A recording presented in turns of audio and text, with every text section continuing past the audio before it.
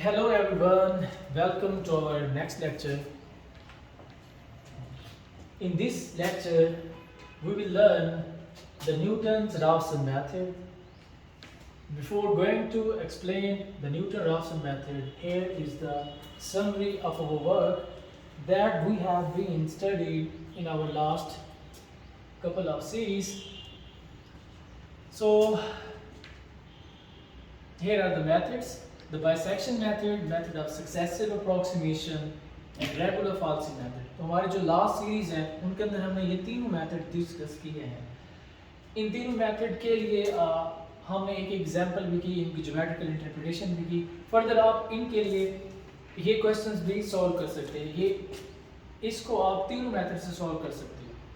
आप दूसरे क्वेश्चन को भी तीनों मेथड से सॉल्व कर सकते हैं, तीसरे को भी और ये चौथे को भी। सो ये है अलजेब्रिक और ट्रांसेंडेंटल इक्वेशन। बस इनको सॉल्व करते हुए थोड़ा सा आपने ध्यान ये रखना है, जब आपके पास ये हो ना, जब भी किसी इक्वेशन के अंदर आ जाए कॉस, आ जाए साइन, आ जाए, तो क्योंकि कॉस साइन इनके जो एंगल्स होते हैं वो रेडियन में होते हैं, आपने अपना कैलकुलेटर को कन्वर्ट कर लेना है, कन्वर्ट इनटू रेडियन। जब आप रेडियन में कन्वर्ट कर लेंगे तो आपके आंसर्स ठीक आएंगे। ठीक है, इनको रेडियन में कन्वर्ट नहीं करना, ये डिग्रीज में रहने दें इधर, बट आपने क्या करना होगा, कन्वर्ट इनटू द रेडियन। ठीक है, तो आप ये आपकी एक असाइनमेंट है, तो आप इनको सॉल्व कर सकते हैं इस मेथड से, चारों मेथड से, तीनों मेथड से ये चार क्वेश्चन आप सॉल्व कर सकते हैं। Now so here is the Newton-Raphson method. इसका दूसरा नाम है द मेथड ऑफ टेंजेंट्स, और इसके एक और नाम भी है the Newton's iteration method. So what is the geometrical interpretation of this method and how this method works? So we will learn this.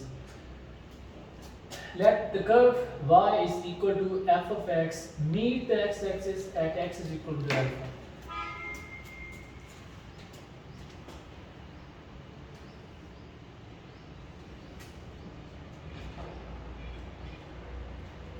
X-axis and y-axis. Suppose हमारे पास जो ये कर्व है y is equal to f of x. ठीक है, ये हमारे पास function है जो y इज सपोज उसकी जो रिप्रेजेंटेशन है इस फॉर्म में है y is equal to f of x. अब रूट क्या होता है? ज्योमेट्रिकली रूट वो होता है जहां आपकी वो जो कर्व है इस एक्स एक्सिस को कट करता है, वही रूट होता है। जितनी जगह पे वो कट करते हैं उतने ही उसके रूट्स होते हैं। ये एक पॉइंट के ऊपर कट कर रहा है और वो वाला पॉइंट ये है। सपोज वो पॉइंट हम कहते हैं अल्फा, इस पॉइंट के ऊपर कट कर रहा है, तो ये अल्फा इसका क्या है? रूट है। हमने इस पॉइंट को फाइंड करना है। सो यही लिखा हुआ है let f of x is equal to 0 meet the x axis at x is equal to alpha. ये क्योंकि एक्स एक्सिस की वैल्यू है, सो ये x is equal to alpha. Okay, हमने ये रूट फाइंड करना है। Now further it means that alpha is the original root of the function and let x naught be the point near the root alpha of f of x is equal to 0। अब हमने इस point की तरफ आना है। ठीक है, तो हम क्या करते हैं कि हम लेट करते हैं, हमारा फर्स्ट पॉइंट क्या है, ये वाला लेट x नॉट, हमने ये पॉइंट ले लिया। अब ये x नॉट इस रूट के हमने करीब करीब अपनी तरफ से लेट कर लिया। सपोज हमारा x नॉट यहाँ पड़ा है, तो जब हम इस x नॉट के लिए ड्रॉ करेंगे, ये वाला अगर हम तो मिला लें, so this is the point x naught, ये है x नॉट, और ये सारी वैल्यू किसके पैरेलल है? y एक्सिस के फंक्शन की वैल्यू है। तो ये क्या हो जाएगी? f of x not. तो ये है पॉइंट x नॉट और ये है f ऑफ x नॉट। ये बेसिकली है y is equal to f of x। तो इस पॉइंट के अगर आप कोऑर्डिनेट्स निकालना चाहें तो वो कोऑर्डिनेट क्या होगा? क्योंकि जब भी आप पॉइंट की बात करते हैं दो कोऑर्डिनेट है, एक x का और एक y का। x की वैल्यू क्या है? x नॉट, और जो y की वैल्यू है दिस इज, ये y क्यों है? क्योंकि ये पैरेलल है इस स्ट्रेट लाइन में, that is the y axis. So this is f of x naught। तो इसको आप इस तरह भी लिख सकते हैं। ये पॉइंट हमने यहाँ लिखा हुआ भी है। अब ये वाला जो पॉइंट है, क्योंकि ये x नॉट के ऊपर है, हम इसको नाम दे देते हैं, this is the point p not, और ये हमने लिखा हुआ भी है। सो हमने अपनी तरफ से एक्स नॉट एक पॉइंट लिया, इस तरह से चूज़ किया कि वो इस अल्फा जो एक्चुअल रूट है उसके करीब करीब है। इस पॉइंट के लिए हमने y की वैल्यू निकाली और इसके कोऑर्डिनेट्स कुछ इस तरह से हैं। Now then equation of tangent at point is, अब हमने इस पॉइंट के ऊपर इक्वेशन निकालनी है टेंजेंट की। टेंजेंट क्या होता है? टेंजेंट बेसिकली आपके पास अगर कोई कर्व है इस तरह, तो अगर मैं उसका कोई एक पॉइंट ले लूँ ये वाला, ठीक है, उस पॉइंट के लिए उस पॉइंट के ऊपर मैं क्या करता हूँ, एक लाइन इस तरह गुजार दूँ, तो वो एक ऐसी लाइन होगी जो कर्व के सिर्फ एक पॉइंट को टच कर रही होगी। इस तरह की जो लाइन होती है उसको कहा जाती है टेंजेंट लाइन, जो कर्व के सिर्फ एक पॉइंट को टच करता है। तो हमने क्योंकि इस पॉइंट को डिस्कस किया होगा, तो इस पॉइंट के ऊपर जो आपकी इक्वेशन ऑफ टेंजेंट बनेगी वो क्या होगी, ये लाइन जो सिर्फ एक पॉइंट को टच कर रही है, यहाँ पर टच कर रही है। इस पॉइंट के लिए वो जो आपकी स्ट्रेट लाइन बन रही है बेसिकली ये क्या होगी, एक टेंजेंट लाइन होगी, बिकॉज वो इस कर्व को सिर्फ इस पॉइंट एक के ऊपर टच कर रही है। अब हमने इस टेंजेंट लाइन की इक्वेशन निकालनी है।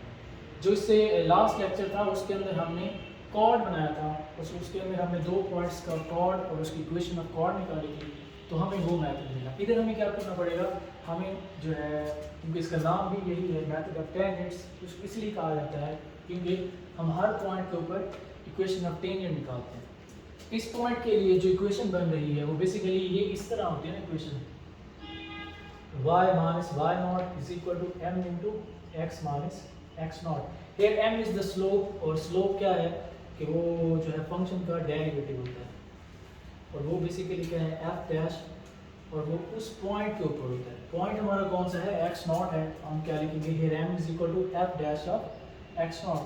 m की जगह हमने क्या लिख दिया, f dash of x naught, and x into x naught is the same, and y minus y naught, ये जो y naught है ये बेसिकली ये पॉइंट्स है, ये फर्स्ट वैल्यू है, this is the x not, और ये दूसरी वैल्यू क्या है, this is the y not. क्योंकि हम इस पॉइंट को लेकर चल रहे हैं, तो y नॉट के लिए आपकी वैल्यू क्या है, f of x नॉट। तो इधर हमने y नॉट की जगह क्या लिख दिया, sorry f of x not. तो ये हमारी इस पॉइंट की इक्वेशन ऑफ टेंजेंट है, तो वो ये बनेगी। अब जब आप इक्वेशन ऑफ टेंजेंट की बात कर रहे हैं, जो ये वाली जो लाइन है एक्स एक्सिस को इस पॉइंट के ऊपर कट कर रही है। जब एक्स एक्सिस के ऊपर कट कर रहा है तो यहाँ, और अगर आप चेक करो हमारा रूट हमेशा कहाँ राइज करता है, एक्स एक्सिस के ऊपर। तो जब आप एक्स एक्सिस की बात कर रहे हैं, इट मीन हमारा वाई क्या होगा, 0 होगा through out the x axis, because x axis के ऊपर सिर्फ एक्स की वैल्यूज होती हैं, तो वाई हमारा 0 होगा। तो आपने इस इक्वेशन के अंदर 1 के अंदर अब क्या पुट करना है, वाई को 0 पुट कर देना है। जब y को आप 0 पुट करेंगे, then the answer will become like this।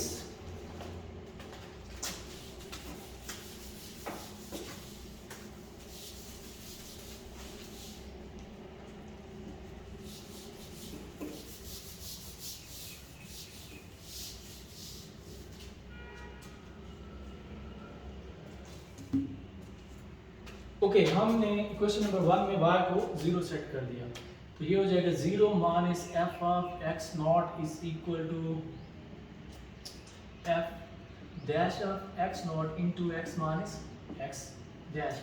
अब ये जो है यहाँ से जस्ट मिलेगा जी f of into x minus x dash, ठीक है। अब हम क्या करते हैं, ये वाली वैल्यू इधर आके डिवाइड करवा, बटे में आ जाएगा F dash of x not, इधर क्या रह गया एक्स माइनस ये x minus x not.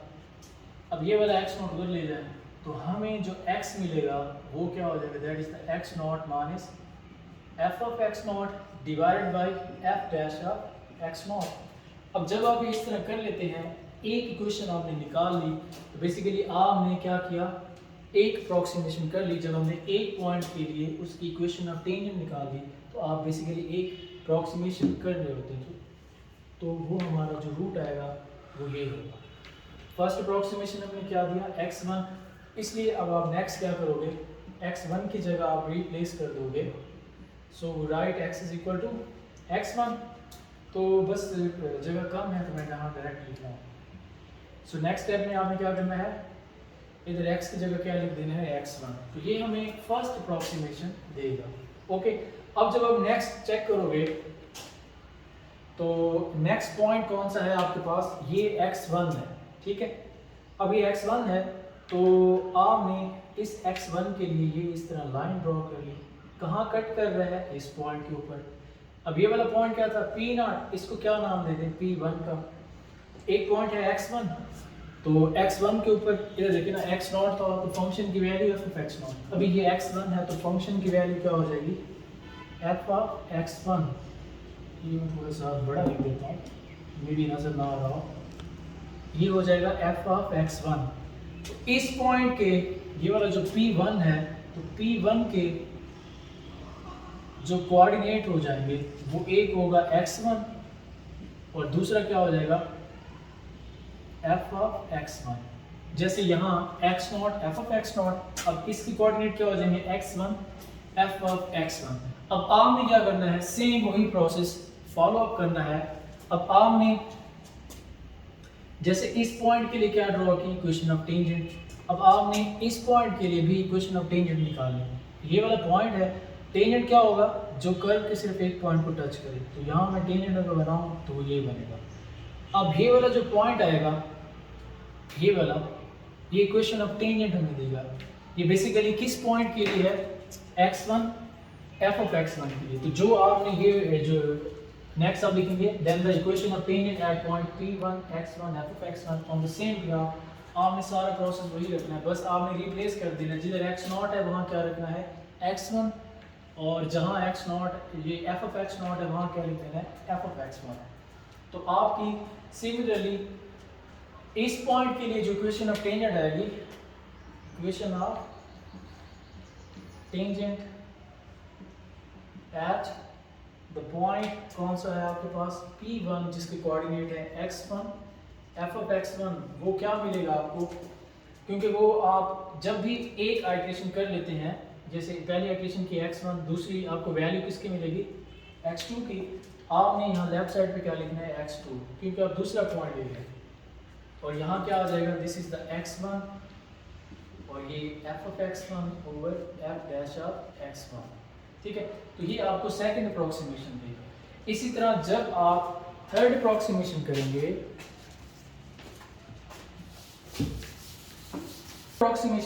Third, सो वो क्या होगा बेसिकली। अब आपने थर्ड के लिए क्या करना है, यहाँ इस तरह परपेंडिकुलर ड्रॉ करना है, ठीक है। तो वो वाला पॉइंट क्या हो जाएगा, ये P0 P1, इसको आप क्या कह देंगे कि ये पॉइंट हमारा क्या है, P2। अब इसके कोऑर्डिनेट क्या होंगे, एक है x2 और ये यहाँ से लेकर जो डॉटेड वैल्यू है ये y की वैल्यू, ये हो जाएगा f ऑफ x2। इसके कोऑर्डिनेट्स क्या हो जाएंगे, x2 f ऑफ x2। तो जब आप इस पॉइंट की इक्वेशन ऑफ टेंजेंट निकालेंगे on the same process, equation of tangent eight x2 f of x2, वो क्या होगी, जस्ट आपने, क्योंकि जब आप यहाँ आओगे, ये वाला पॉइंट है f of x2, ये पॉइंट सॉरी P2, इसकी इक्वेशन ऑफ टेंजेंट क्या होगी, आपने पहले तो इसके ऊपर ये टेंजेंट ड्रॉ कर लिया, तो ये एक इक्वेशन सॉरी एक स्ट्रेट लाइन बन गई। इसकी जो इक्वेशन आएगी, क्योंकि ये थर्ड अप्रोक्सीमेशन तो x3 हो जाएगा, इस लाइन की जब आप इक्वेशन निकालोगे, बेसिकली ये कौन सी लाइन है, टेंजेंट लाइन है। तो जैसे हमने पहले निकाली है, आपने यहाँ क्या लिख देना है, एक वैल्यू इंक्रीज हो जाएगी, इधर 3 आ जाएगा और यहाँ क्या आ जाएगा, 2 आ जाएगा। So here x3 is equal to x2 minus f of x2 divided by f dash of x2।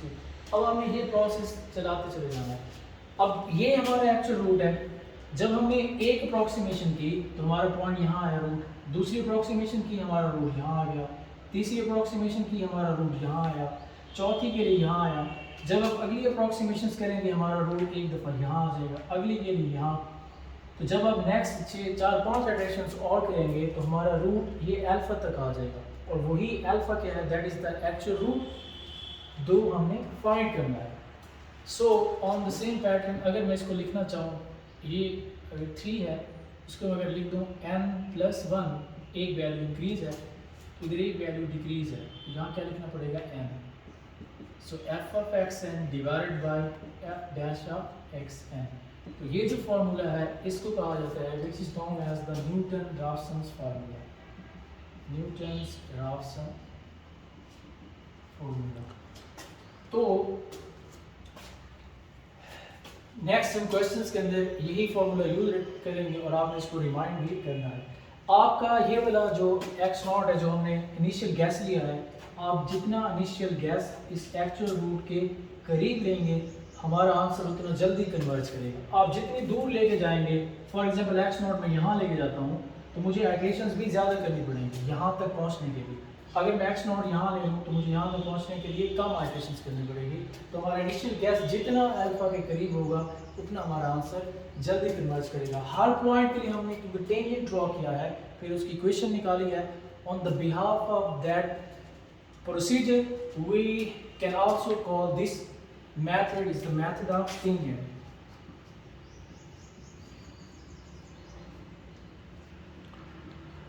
It is also known as the Newton's iteration method. So thank you so much.